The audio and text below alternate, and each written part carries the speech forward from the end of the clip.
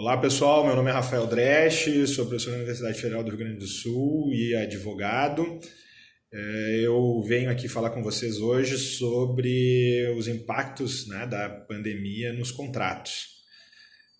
Gostaria de agradecer o convite recebido pelo Sejude, e vou rapidamente falar de algumas reflexões sobre essa questão que envolve a Covid-19, a doença, a pandemia, dessa doença que se espalhou pelo mundo, que é gerada por um vírus, o novo coronavírus, um tipo de coronavírus novo, que acaba trazendo uma série de impactos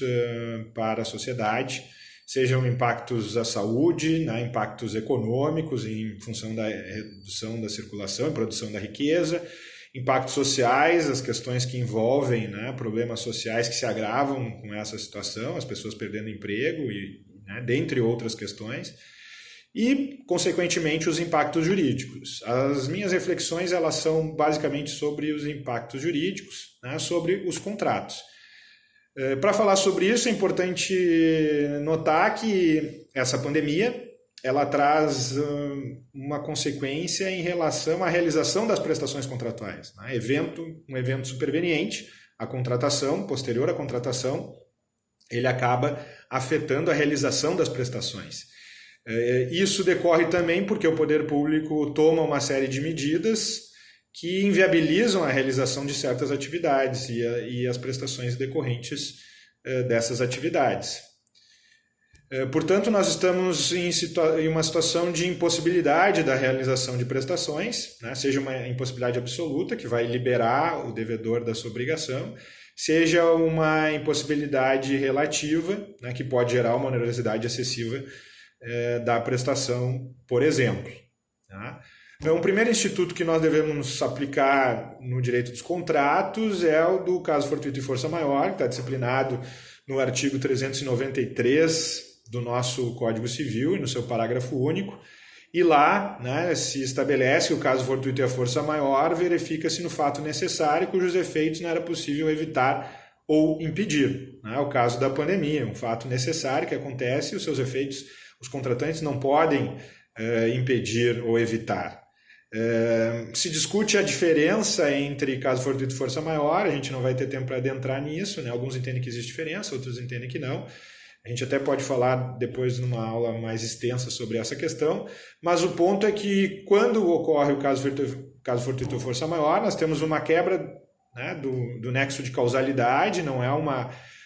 uma causa que decorre da atuação dos contratantes e por isso o devedor da prestação não vai responder pelo prejuízo que decorre desse caso fortuito e força maior. A consequência disso também é a resolução do contrato, quando for uma impossibilidade absoluta, como a gente viu. Mas quando a impossibilidade não for absoluta, nós temos que analisar com mais cuidado essa questão. Na resolução, quando for a impossibilidade absoluta, nós podemos ter uma resolução que vai determinar o retorno das prestações a quem prestou, mas nos contratos de trato sucessivo, que as prestações já tiveram a sua utilidade, somente as prestações futuras acabam não se realizando, não se retornam as prestações, porque essas prestações realizadas já tiveram a sua utilidade compensada. Além disso, é importante destacar nessas situações, principalmente na impossibilidade relativa, a necessidade de cooperação das partes, seja em decorrência do princípio da boa-fé objetiva, seja do equilíbrio contratual, necessidade de reequilibrar o contrato, mas também por uma busca de eficiência contratual. A análise econômica do direito nos refere o quão importante é a cooperação na realização dos contratos. Além disso, a gente poderia destacar a importância também da exceção de insegurança do artigo 477 do Código Civil, que poderia ser aplicada aqui por uma interpretação extensiva desse artigo 477, estendendo para além da alteração da condição patrimonial do devedor também para casos em que as condições gerais, o contexto da contratação se altera, se poder aplicar o artigo 477, buscando aí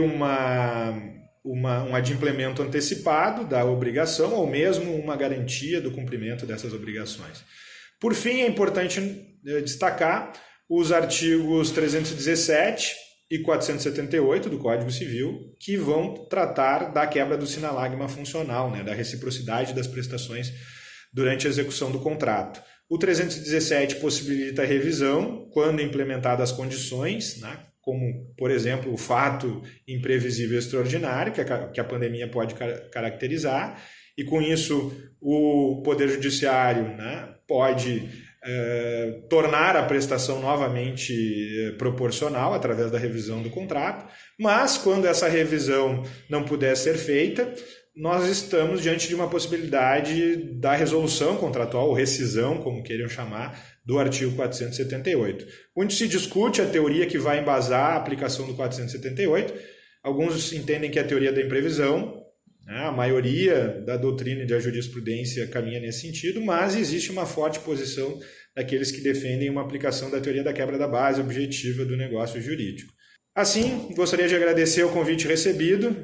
e estou aqui à disposição para outros encontros e conversas sobre os contratos. Muito obrigado.